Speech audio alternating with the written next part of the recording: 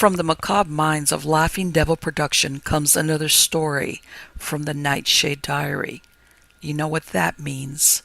Check under the bed and make sure no one or nothing is there. Is the closet door securely shut? Then leave your disbelief behind, amp up your imagination, and hang on tight for another ride into terror and mystery. And like all good horror stories, just imagine it's a dark and stormy night. And remember, screaming like a little girl is permitted.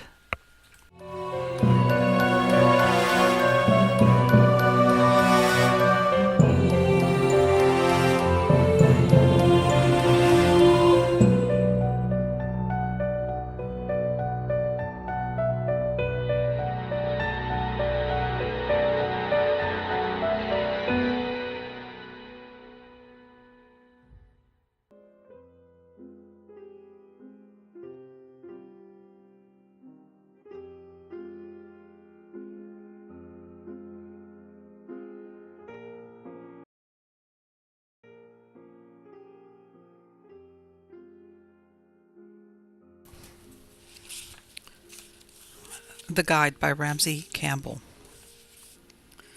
In the quarter century since the publication of his first collection, The Inhabitant of the Lake, Ramsey Campbell has become one of the pillars of modern British horror fiction.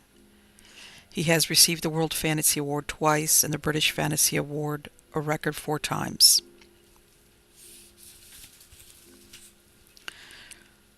The used bookshops seemed to be just as useless, and the first Q felt as if he had committed a gaffe by asking for the wrong James, or even by asking for a book. The woman who was minding the next bookshop, her lap draped in black knitting, so voluminous that she appeared to be mending a skirt she had on, assured him that the bookseller would find him something in the storeroom. "He's got lots of books in the back," she confided to Q, and as he leaned on his stick and leafed through an annual he'd read 70 years ago, she kept up the commentary. "Fond of books, are you? I've read some books. Books I'd call books. Make you sneeze, though, some of these old books. Break your toes, some of these books, if you're not careful. I don't know what people want with such big books. It's like having a stone slab on top of you, reading one of those books." As Q sidled towards the door, she said ominously, "He wouldn't want you going before he found you your books." "My family will be wondering what's become of me," Q offered, and fled. Holidaymakers were driving away from the beach, along the narrow street of shops and small houses encrusted with pebbles and seashells. Some of the shops were already closing. He made for the newsagents in the hope that though all the horror books had looked too disgusting to touch, something more like literature might have found its way unnoticed into one of the shelves. And then he realized that what he'd taken for a book lover's front room, unusually full of books, was in fact a shop. The sill inside the window was crowded with potted plants and cacti. Behind them, an antique till gleamed on a desk, and closer to the window, poking out of the end of a shelf, was a book by M.R. James. The door admitted him readily and tunefully. He limped quickly to the shelf and sighed. The book was indeed by James, Montague Rhodes James. It was a guide to Suffolk and Norfolk. The shopkeeper appeared through the bead curtains of the doorway behind the desk. "That's a lovely book, my dear," she croaked smokily, pointing with her cigarette, "and cheap." Q glanced at the price penciled on the flyleaf. Not bad for a $5, he had to admit, and only today he'd been complaining that although this was James' country, there wasn't a single book of his to be seen. He leafed through the guide, and the first page came to bore a drawing of a bench end, carved with a dog-like figure from whose crine a severed head dangled by the hair. "I'll chance it," he murmured, and dug his wallet out of the pocket of his purple cardigan. The shopkeeper must have been too polite or too eager for a sale to mention that it was closing time, for as soon as Q was on the pavement, he heard her bolt the door. As he made his way to the path down to the beach, a wind from the sea fluttered the bright striped paper in which she'd wrapped a volume. Laura and her husband, Frank, were shaking towels and rolling them up while their 8-year-olds kicked sand at each other. "Stop that, you two, or else," Laura cried. "I did say you should drop me and go somewhere," Q said as he reached them. "We wouldn't dream of leaving you by yourself, Teddy," Frank said, brushing sand from his bristling, gingery torso. "He means we'd rather stay with you," Laura said, yanking at her swimsuit top, which Q could see she hadn't been wearing. "Of course that's what I meant, old feller," Frank shouted as if Q were deaf. They were trying to do their best for him, insisting that he come with them on this holiday, the first he'd taken since Laura's mother had died. But why couldn't they accept that he wanted to be by himself? "Granddad's bought a present," Bruno shouted. "Is it for us?" Virginia demanded. "I'm afraid it isn't the kind of book you would like." "We would if it's horrible," she assured him. "Mum and Dad don't mind." "It's a book about this part of the country. I'd rather think you'd be bored." She shook back her hair, making her earrings jangle, and screwed up her face. "I already am." "If you make faces like that, no boys will be wanting you tonight at the disco," Frank said, and gathered up the towels and the beach toys, trotted to the car, which he'd parked 6 inches short of a garden fence near the top of the path, hoisted his armful with one hand while he unlocked the hatchback with the other, dumped his burden in, and pushed the family one by one into the car. "Your granddad's got his leg," he mumbled when the children complained about having to sit in the back seat, and Q felt more of a nuisance than ever. They drove along the tortuous coast road to Cromer, and Q went up to his room. Soon Laura knocked on his door to ask whether he was coming down for an aperitif.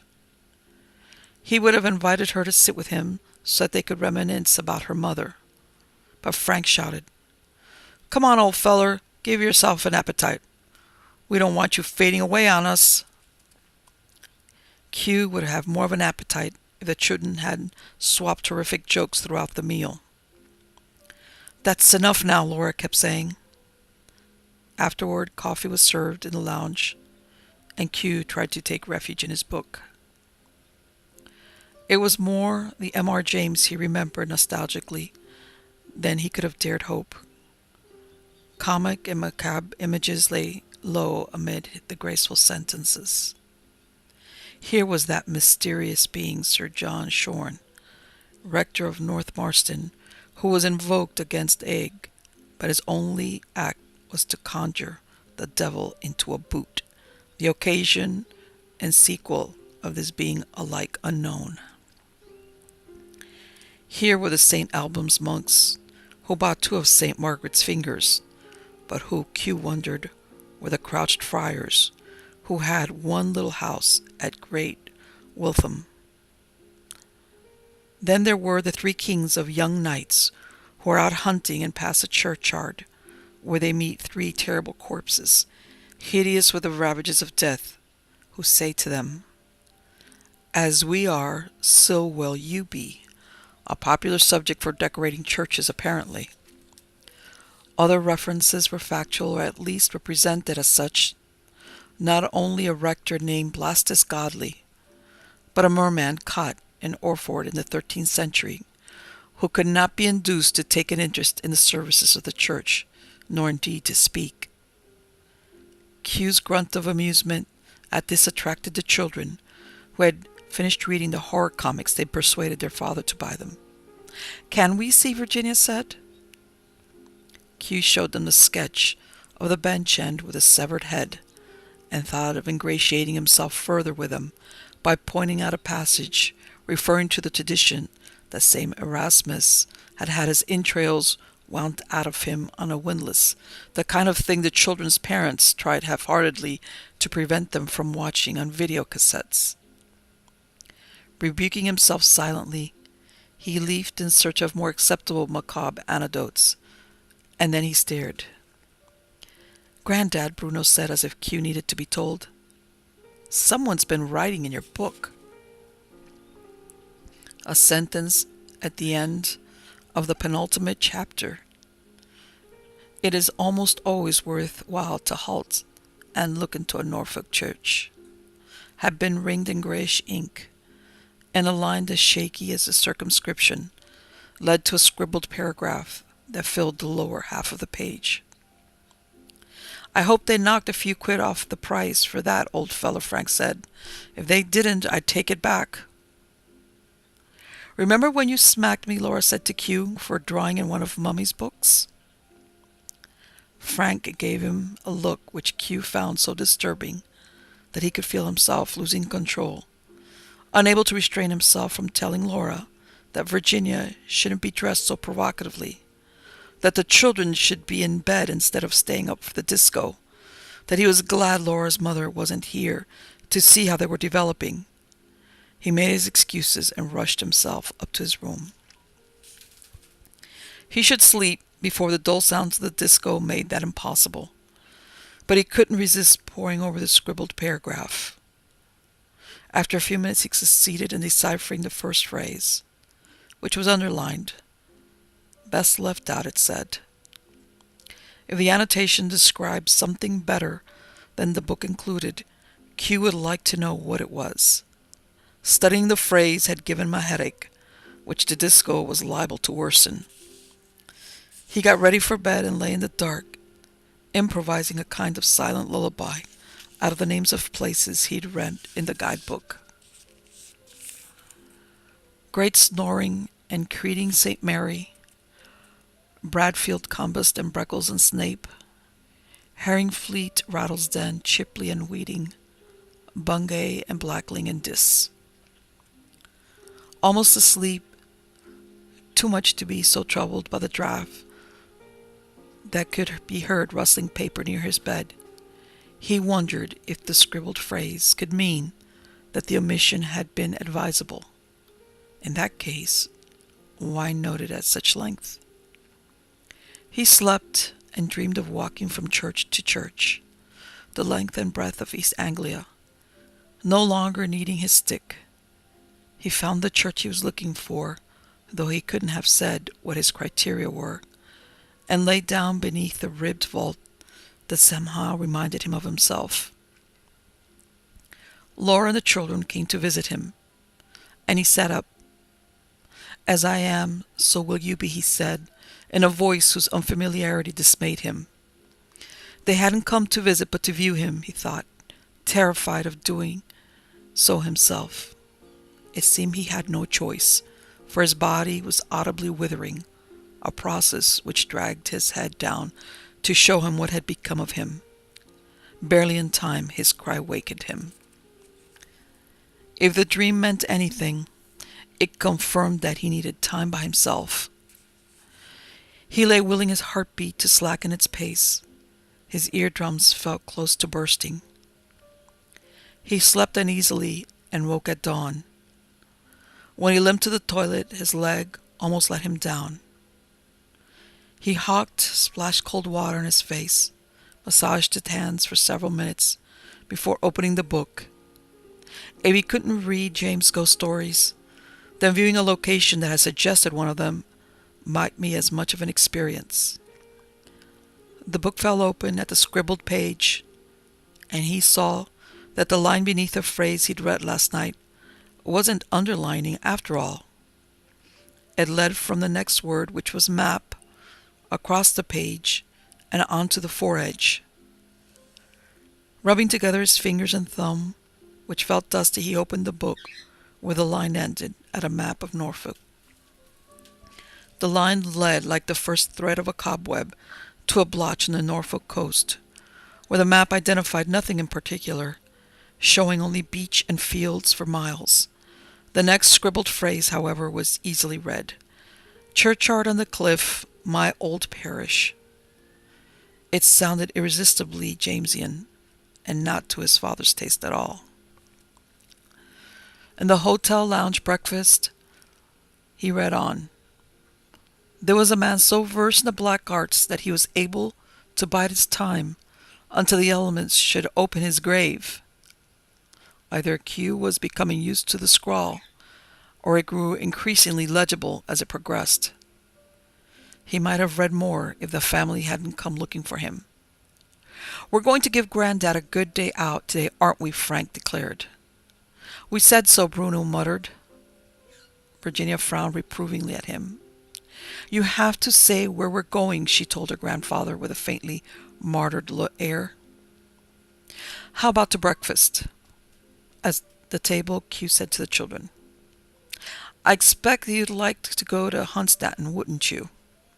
I understand there are dodgems and roller coasters and all sorts of other things to make you sick." "Yes, yes, yes," the children began to chant until Laura shushed them. "That doesn't sound like you, Daddy," she said. "You can drop me off on your way. I've found somewhere I want to walk to that wouldn't have anything to offer you youngsters." "I used to like walking with you and Mummy," Laura said, and turned on her son. "That's disgusting, Bruno. Stop doing that with your egg." Q thought of inviting her to walk in the church with him, but he'd seen how intent Frank and the children had become when she hinted at accompanying him. "Maybe we'll have time for a stroll another day," he said. He sat obediently in the front seat of the car and clutched his book and his stick while Frank drove eastward along the coast road. Wherever he spoke, Frank and Laura answered him so competitively that before long he shut up. As the road swung away from the coast, the towns and villages grew fewer. A steam train paced the car for a few hundred yards, as if it were ushering them into James' era. A sea wind rattled across the flat land under a sky from which gulls sailed down like flakes of the unbroken cloud. On the side of the road towards the coast, the stooped grass looked pale with salt and sand. Apart from the occasional fishmonger stall at the roadside, the miles between the dwindling villages were deserted. By the time the car arrived at the stretch of road that bordered the unnamed area that the blotch of grayish ink marked on the map, Bruno and Virginia had begun to yawn at the monotonousness of the landscape. Where a signpost pointed inland along a road, an inn stood by itself, and beyond it Q saw an unmarked footpath that led towards the sea. "That'll do me. Let me out here," he said. "Thirsty, old feller? This one's on me." Q felt both dismayed by the idea of being distracted from the loneliness of the setting and ashamed of his feelings. "They'll be open in a few minutes," Laura said. "Boring, boring," the children started chanting, and Q took the opportunity to climb out and close the door firmly. "Don't spoil the children's day on my account," he said, "or mine will be spoiled as well." Now he made it sound as if they were ruining his holiday. He patted Laura's cheek awkwardly, and then Virginia's, and leaned back from the open door. "5 o'clock here suit you?" Frank said. "If we're late, there's always the pub." Q agreed and watched the car race away. The children waved without turning their heads, but Laura kept him in sight as long as she could. Just as the car reached the first bend, Q wanted to wave his stick urgently, to call out to Frank that he'd changed his mind. 6 hours out here seemed a more generous helping of solitude than even he needed. Then the car was gone, and he told himself that the family deserved a break from him. He sat on a rustic bench outside the building striped with timber and turned to the scribbled page while he waited for the door to be unlocked. He found he was able to read straight on to the end, not least because the ink appeared darker. There was a man so versed in the black arts that he was able to bide his time until the elements should open his grave. Only the passage of so many years and the stresses to which the falling away of the land subjected the grave twisted not only the coffin almost beyond recognition, but also what lay within. Imagine, if you will, a spider in human form, with only 4 limbs, a spider both enraged and made ungainly by the loss, especially since the remaining limbs are by no means evenly distributed. If anything other than simple malevolence let him walk, it was the knowledge that whoever died of the sight of him should be bound to him. Q shivered and grinned at himself. So he could still derive a frisson from that kind of writing, all the more pleasurable when he remembered that James had never believed in his ghost. Was it really possible that Q was holding in his hands an unpublished episode by James? He didn't know what else to think. He gazed along the path through the swaying grass and wondered what it led to that had produced that description he just read, until the sound of bolts being slid back made him jump. The landlord, a hairy, bespectacled man, whose ruddiness and girth suggested that he enjoyed his beer, looked out at Q and then at the book. "Bit out of your way if you're walking, aren't you?" he said, so heartily that it served as a welcome. "Come in and wet your whistle, my lad." A bar bristling with decorated handles and thick as a castle parapet marked off a quarter of the L-shaped room, beyond which were a few small tables draped with cloths, and a staircase guarded by a visitor's book. The landlord hauled on the nearest handle and gave Q a mint of murky beer. "I was driven here," Q explained. "I'm just about to start walking." "Are you not using that book?" "Why? Do you know it?" "I know all of man's works that's set around this countryside." He had the touch and no mistake. The landlord poured himself a pint and drank half of it in one gulp. "But he didn't find anything round here that he wanted to write about." Q thought of showing the landlord the annotation, but wasn't quite sure of himself. "Do you know if he ever came this way?" "I should say so. He signed the book." Excitement made Q grip the handle of his tankard. "Could I see?" "Certainly, if I can dig it out. Were you thinking of eating?" When Q said that he better had, the landlord served him bread and cheese before unlocking a cupboard beside the stairs. Q glanced at the handwritten paragraph to remind himself what the writing looked like, and then watched the landlord pull out visitors' books after visitors' books and scan the dates. Eventually, he brought a volume to Q's table. "Here he is." Q saw the date first, 1890.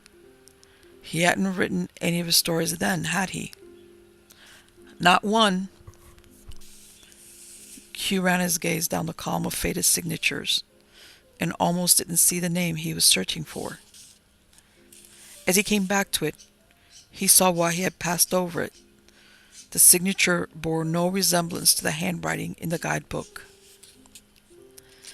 He sighed and then sucked in a breath.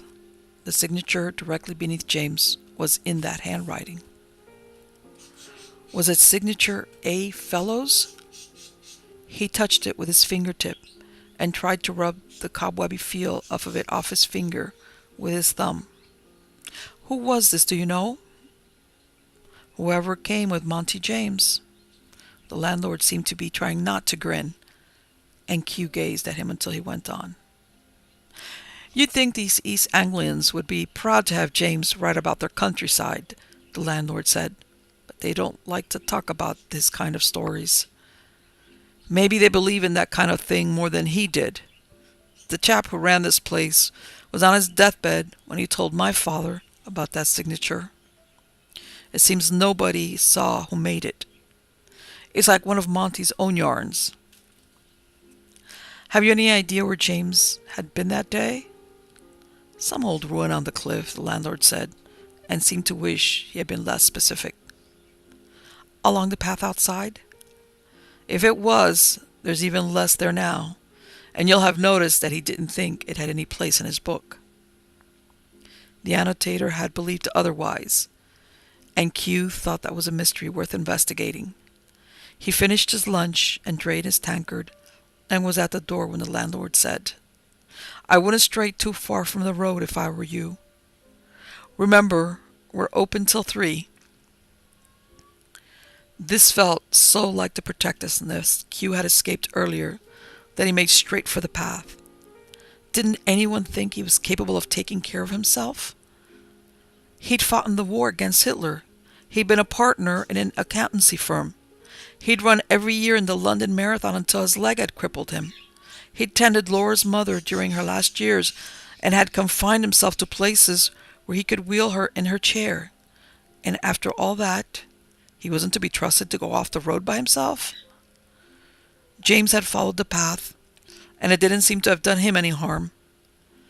Q stuffed the book under one arm and tramped towards the sea, cutting at the ragged grassy edges of the path with his stick. The fields of pale grass stretched into the distance on both sides of him, the low cloud featureless except for the infrequent serving gull glared dully above him. After 20 minutes walking, he felt he had scarcely moved, until he glanced back and found that the inn was out of sight. He was alone as far as he could see. The grass of the fields came up to his shoulder now. A chilly wind rustled through the fields, and he limped fast to keep warm, faster when he saw a building ahead. At least, he thought, it was a building, until he was able to see through its broken windows. It was the front wall of a cottage, all that remained of the house. As he came abreast of it, he saw other cottages further on, and a backward look showed him foundations under the grass. He'd been walking through a ruined village without realizing it. One building, however, appeared still to be intact. The church, ahead at the edge of the ruins. The church was squat and blackened with narrow windows and a rudimentary tower. Q had to admit that it didn't look very distinguished, hardly worth singling out for the guidebook. Though wasn't there a large gargoyle above one of the windows that overlooked the wide gray sea? In any case, the sight of the church, alone on the cliff top amid the fringe of nodding grass, seemed worth the walk. He threw his shoulders back and breathed deep of the sea air and strode towards the church. He needn't have been quite so vigorous. There was nobody to show off for. He had to laugh at himself, for in his haste he dug a stick into a hole in the overgrown pavement and almost overbalanced. Rather than risk tearing the paper jacket by trying to hold into the guidebook, he let the book fall on the grass, where it fell open at the scribbled page. He frowned at the handwriting as he stooped carefully, gripping the stick, and wondered if exposure to sunlight had affected the ink. The first lines appeared blurred, so much so that he couldn't read the words, best left out at all. Perhaps the dead light was affecting his eyes, because now as he peered towards the church, he saw that there was no gargoyle. He could only assume that the wind had pushed forward the withered shrub, which he glimpsed swaying out of sight around the corner closest to the sea, and a trick of perspective had made it look as if it were protruding from high up on the wall. The church door was ajar, as Q limped the direction of the cliff edge. To see how stable the foundation of the building were, he discerned pews and an altar in the gloomy interior, and a figure in black moving back and forth in front of the glimmering altar. Could the church still be in use? Perhaps the priest was another sightseer. Q picked his way alongside the building, over illegibly weathered gravestones, whose cracks looked cemented with moss to the jagged brink, and then he shoved the book under the arm that held the stick and grabbed the cold church wall to support himself. Apart from the slabs he'd walked on, the graveyard had vanished. It must have fallen to the beach as the centuries passed. The church itself stood at the very edge of the sheer cliff now, its exposed foundation sprouting weeds that rustled in the sandy wind. But it wasn't the precariousness of the building that had made Q feel suddenly shaky, in need of support. It was that there was no shrub inside the church. Nothing like the distorted, shrunken, brownish shape he'd glimpsed as it withdrew from light. Beside that corner of the church, the cliff fell steeply to the beach. He clutched the wall, bruising his fingertips, while he tried to persuade himself that the shrub and the portion of ground on which it stood had just lost their hold on the cliff, and then he shoved himself away from the wall, away from the crumbling edge. As he did so, he heard a scrabbling above him, on the roof. A chunk of moss too large to have been dislodged by a bird dropped on the grass in front of him. He clapped his free hand to his chest, which felt as if his heart were beating its way to the surface, and fled to the entrance to the church. The priest was still by the altar. Q could see the blotch of darkness that was his robe, and the whitish glint of his collar. Thoughts were falling over one another in Q's head. The guidebook was a late edition, and so the scribbled annotation must have been made decades later than the signature at the end. Yet the handwriting hadn't aged at all. And couldn't the words in the visitor's book which Q had taken for its signature have been "a follower"? The only thought he was able to grasp was how far he would have to run across the deserted land from the church to the end. Too far for him to be able to keep up the pace for more than a few minutes. He dodged into the gloomy church, his stick knocking against a pew, and heard a larger movement overhead. "Please," he gasped, stumbling down the aisle into the dimness. He hardly knew what he was saying or doing, but where else could he go for help except to the priest? He wished he could see the man's face, though rather less fervently once the priest spoke. "It brought you," he said. It wasn't just his words, but also his voice that disturbed Q. Perhaps it was an echo that made it sound so hollow, but why was its tone so eager? "You mean the book?" Q stammered. "We mean what you read." Q was almost at the altar now.